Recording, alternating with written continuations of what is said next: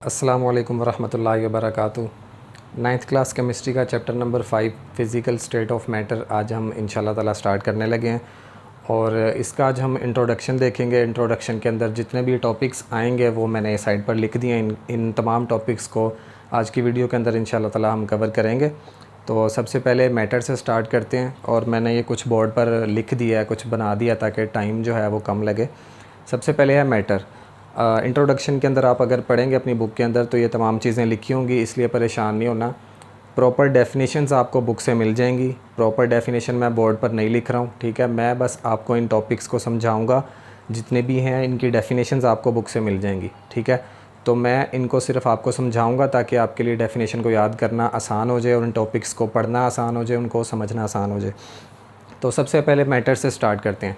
ये हम अब तक जितने 4 चैप्टर्स पढ़े हैं उसके अंदर कई जगह ये वर्ड आया होगा मैटर, ठीक है। और आप ये अपनी 6th-7th क्लास में भी पढ़ते आए हैं, 8th क्लास में भी पढ़ते आए हैं मैटर। मैटर सबसे पहले होता क्या जी?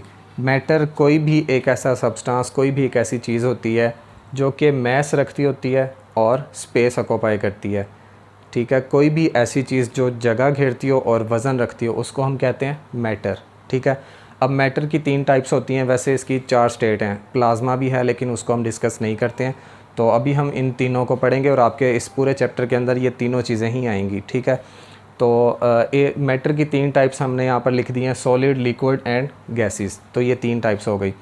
अब हमने इस चैप्टर के अंदर सबसे पहले जो स्टार्ट करना है वो गैसेस से करना है, लेकिन पहले देख लेते हैं सॉलिड को। अगर आप देखें सॉलिड के अंदर जो पार्टिकल्स हैं यानी कि जो एटम्स हैं वो बहुत ज़्यादा एक दूसरे के क्लोज़ हैं, ठीक है। आप इसमें डायग्राम में देख सकते हैं काफ़ी ज़्यादा क्लोज़ हैं। उनके दरमियान में स्पेसिस जो हैं वो नहीं है, ठीक है। स्पेसिस आप कह सकते हैं नेक्स्ट लेवल्स पर आप जाकर पढ़ेंगे कि होती भी हैं, लेकिन वो आप अभी के लिए आप 9th क्लास के लेवल तक समझ लें स्पेसिस नहीं है, ठीक है। बहुत ज़्यादा क्लोजली पैक्ड हैं ये एटम्स इसके। इसी तरह से लिक्विड में अगर आप देखेंगे तो दरमियान में स्पेस मौजूद है लेकिन बहुत ज़्यादा स्पेस नहीं है।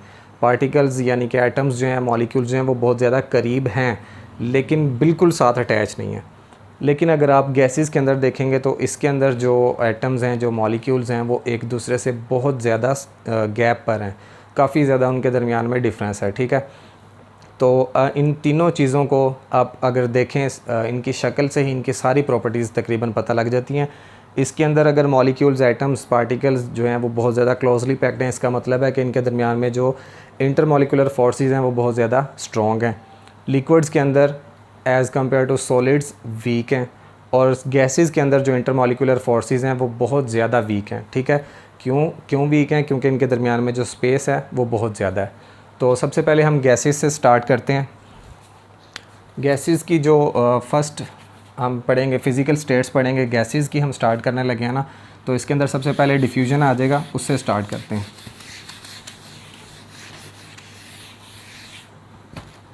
सबसे पहले ये जो हमने यहाँ पर लिखा हुआ है डिफ्यूजन, गैसेस की हम फिज़िकल स्टेट्स पढ़ने लगे हैं तो इसके अंदर आ रहा है डिफ्यूजन। अब डिफ्यूजन की जो डेफिनेशन है प्रॉपर आपकी बुक में लिखी हुई है, आपने वहाँ से याद कर लेनी है, हम सिर्फ समझेंगे इसको। मैंने डायग्राम बनाई है डिफ्यूजन समझाने के लिए, सिंपल सी एक। आप सपोज़ करें कि आपके पास एक कंटेनर है और इस कंटेनर के दरमियान में हमने एक वॉल लगा दी है यानी कि बैरियर लगा दिया है, और इस साइड पर हमारे पास एक गैस है जिसको हम कह लेते हैं ए, और दूसरी साइड पर गैस है जिसको हम कह लेते हैं बी, ठीक है। और इन दोनों को हमने सेपरेट किया हुआ है एक बैरियर के थ्रू। अब मैं क्या करता हूँ, इनको मैंने डिफरेंस करने के लिए इसको मैंने स्फेरिकल बना दिया, गोल बना दिए इनकी शेप, और इनके मैंने क्यूबिकल बना दिए, ठीक है। तो आपने परेशान नहीं होना। गैस वैसे ये स्क्वायर फॉर्म में होती नहीं है लेकिन मैंने डिफरेंस करने के लिए बनाया। अब मैं क्या करता हूँ कि इनके दरमियान में से ये बैरियर कर देता हूँ ख़त्म, ठीक है।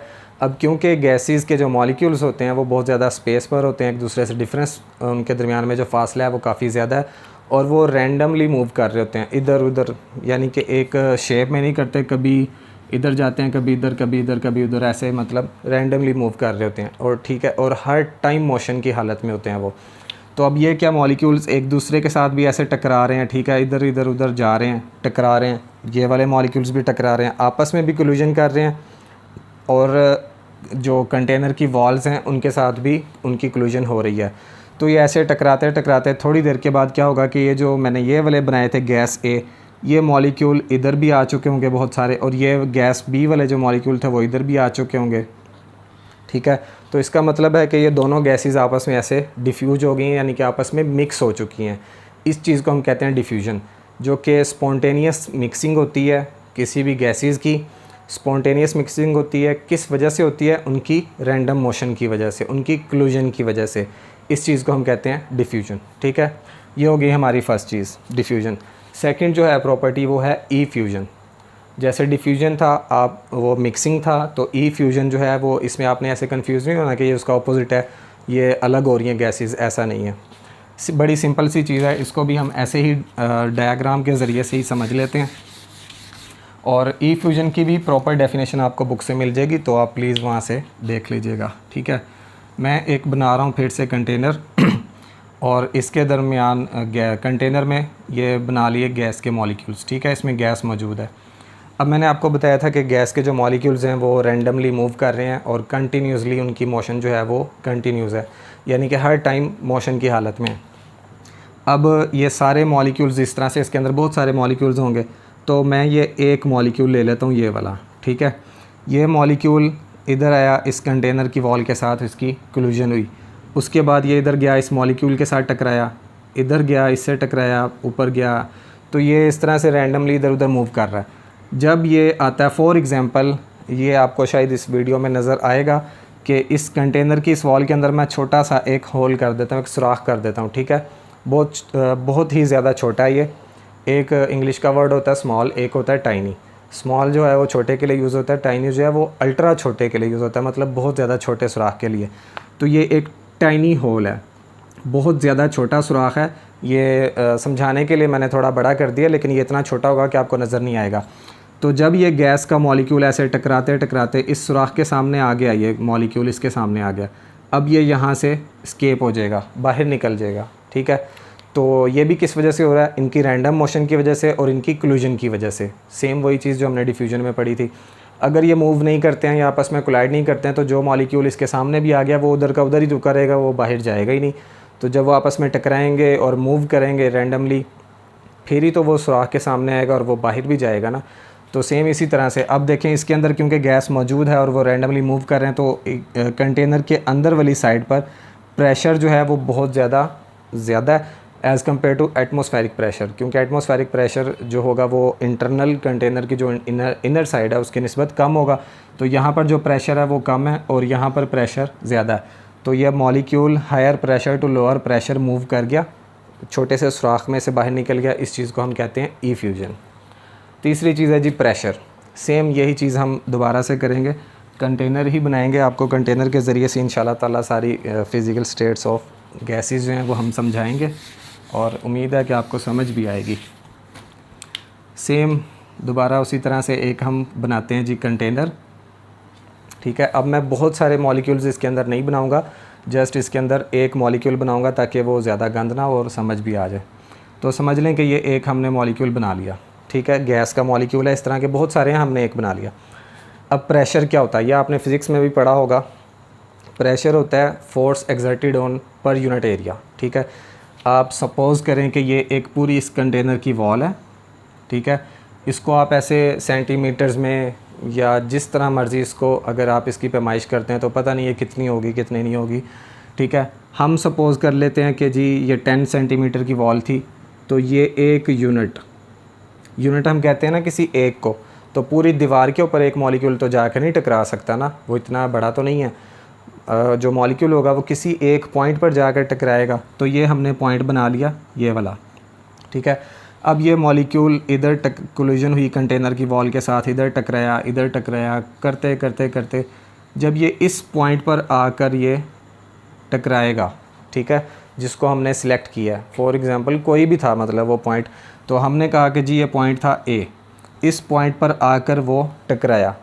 तो बेशक वो छोटा मॉलिक्यूल है, ठीक है, जैसे आप कोई भी चीज़ है, आप अगर ये मार्कर है, सपोज़ मैं हाथ पर ऐसे मारता हूँ, तो किसी न किसी एक पॉइंट पर वो जाकर लगेगा, और जहाँ पर वो लगेगा वहाँ पर कुछ ना कुछ मतलब महसूस होता है, फील होता है कि इधर कुछ टकराया। तो सेम इसी तरह से जब मॉलिक्यूल, ये वाला मॉलिक्यूल जब इस पॉइंट पर आकर ये टकराएगा, तो उस यूनिट एरिया पर, यूनिट मतलब एक पूरे एरिया पर नहीं, उस एरिया के किसी एक यूनिट पर, तो वो ये यूनिट था ए, ठीक है, इस यूनिट एरिया पर वो आकर टकराया। तो जब टकराएगा तो यहाँ पर कोई ना कोई फोर्स भी एक्सर्ट करेगा, ठीक है। जैसे ये मार्कर की मैंने आपको एग्जांपल दी है, जिस पॉइंट पर टकराएगा वहाँ पर फील होगा, तो वो जो फोर्स किसी एक यूनिट एरिया पर जाकर वो एग्जर्ट कर रहा है उसको हम कहते हैं प्रेशर। यानी कि किसी एरिया के ऊपर उसने फोर्स लगाई, इस चीज़ को हम कहते हैं pressure. Pressure is equal to force per unit area, ठीक है, इस चीज़ को हम कहते हैं प्रेशर। और क्योंकि ये गैस का मॉलिक्यूल है, तो गैस का मॉलिक्यूल जब किसी कंटेनर के किसी वॉल के किसी एक यूनिट एरिया पर फोर्स एक्सर्ट करेगा, उसको हम कहेंगे कि वो उस गैस का प्रेशर है, ठीक है। अब इसका अगर हम यूनिट देखें, फोर्स का यूनिट क्या होता है, न्यूटन, और एरिया का यूनिट क्या होता है, मीटर स्क्वायर। तो प्रेशर का यूनिट क्या हो गया, ये इस साइड पर लिखना चाहिए, प्रेशर का यूनिट क्या हो जाएगा, न्यूटन पर मीटर स्क्वायर, ठीक है। ये जब ऊपर जाएगा तो ये -2 लिख दिया जाता है, न्यूटन पर मीटर स्क्वायर। इस चीज़ को हम कहते हैं प्रेशर, और ये 1 पास्कल के भी इक्वल है। क्यों, क्योंकि 1 pascal is equal to 1 newton per metre square, तो ये इसका यूनिट भी बन जाता है। उसके आगे हम देखते हैं जी कंप्रेसिबिलिटी। कंप्रेसिबिलिटी आप रोज़मर्रा की ज़िंदगी में भी देखते हैं, ये उसको भी हम कंटेनर की ही मदद से समझ लेते हैं, ठीक है।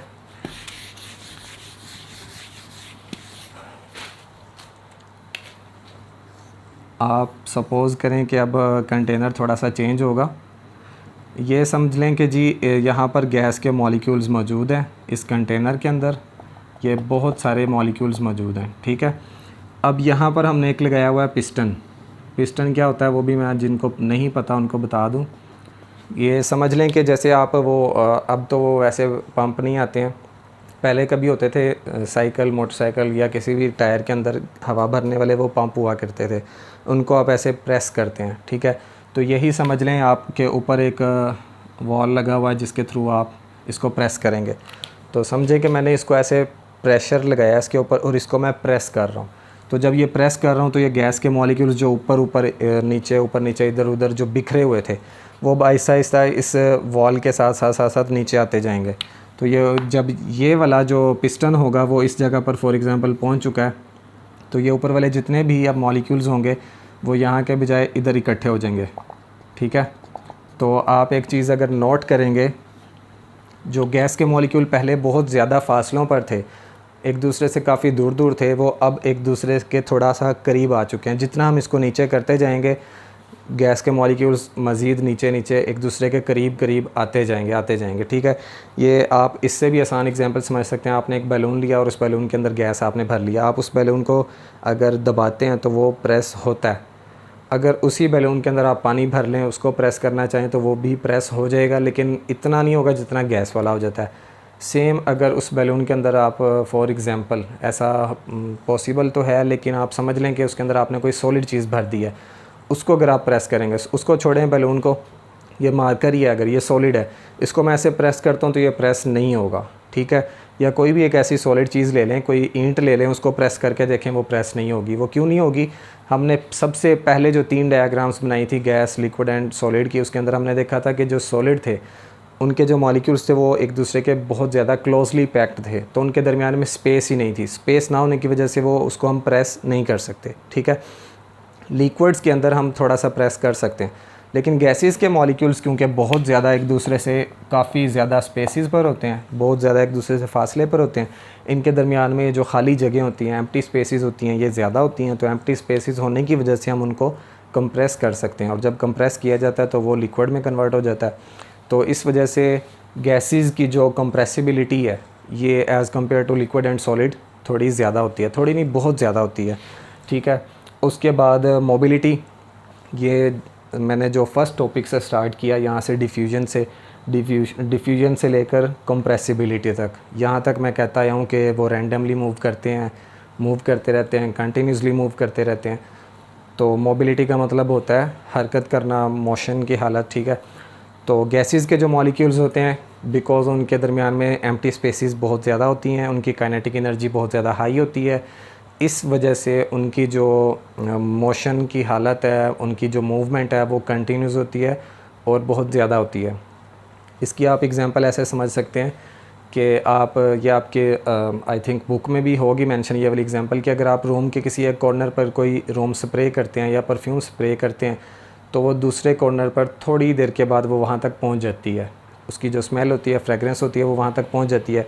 वो किस लिए? क्योंकि वो मॉलिक्यूल्स जो हैं वो रैंडमली मूव कर रहे हैं और एक दूसरे से भी टकरा रहे हैं, तो वो टकराते टकराते मूव करते कराते वो दूसरी साइड तक पहुँच जाते हैं। इसका मतलब है कि जो गैसेस के मॉलिक्यूल्स हैं इनकी मोबिलिटी जो है वो as compare to liquid and solids बहुत ज़्यादा है। सॉलिड के मॉलिक्यूल्स तो मूव करेंगे नहीं जब तक उनको मेल्ट ना किया जाए।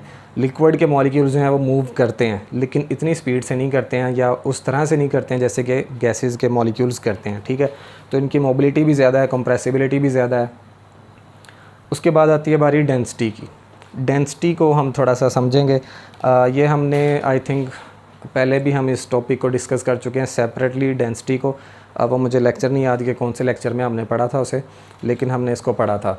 बहरहाल डेंसिटी को आप उर्दू में बोलते हो कसाफ़त, और आप इसको आसान अल्फाज में, यानी कि अगर हम ऐसी ज़ुबान इस्तेमाल करें जिससे सबको समझ आ जाए, उसको आप कह सकते हो कि पतलापन, कि कौन सी चीज़ कितनी ज़्यादा पतली है। एक बार मैं बना ही देता हूँ। ये हमने कंटेनर बनाया था सॉलिड के लिए, जिसमें मॉलिक्यूल्स जो थे वो बहुत ज़्यादा क्लोजली पैक्ड थे, ठीक है। तो मैं सिर्फ सॉलिड और गैसेस का बना रहा हूँ, ये गैसेस के लिए बना लिया। इसमें मॉलिक्यूल्स एक दूसरे से बहुत ज़्यादा फासले पर थे। अब आप ख़ुद देख लें कि अगर ये दो कंटेनर है जिसके अंदर एक के अंदर सॉलिड है, एक के अंदर गैसेस हैं, तो दोनों में से कौन ज़्यादा पतला है, यानी कि किसका गाढ़ापन जो है वो ज़्यादा है और किसका कम है। तो सॉलिड का जो गाढ़ापन होगा वो ज़्यादा होगा और गैसेस का जो होगा वो कम होगा। ये मैं बहुत ज़्यादा आसान अल्फाज में आपको समझा रहा हूँ, ठीक है। इससे भी आसान आप एग्ज़ाम्पल ये देख सकते हैं कि कोई भी ऐसी चीज़ जिसमें से आपको आर पार नज़र आ जाए, इसका मतलब होगा कि उसकी कसाफ़त जो है, उसकी डेंसिटी जो है वो बहुत ज़्यादा कम है। आप एक सॉलिड ले लें, ये बोर्ड ही है, इस बोर्ड के आपको दूसरी साइड पर नज़र आएगा? कभी भी नहीं आएगा। क्यों? क्योंकि इसके दरमियान जो मॉलिक्यूल्स हैं, इंटरमॉलिक्यूलर फोर्सेस, वो स्ट्रॉन्ग हैं, जिसकी वजह से वो क्लोजली पैक्ड हैं। स्पेस कोई नहीं है दरमियान में, बहुत ज़्यादा गाढ़ा होने की वजह से आपको नज़र नहीं आ रहा।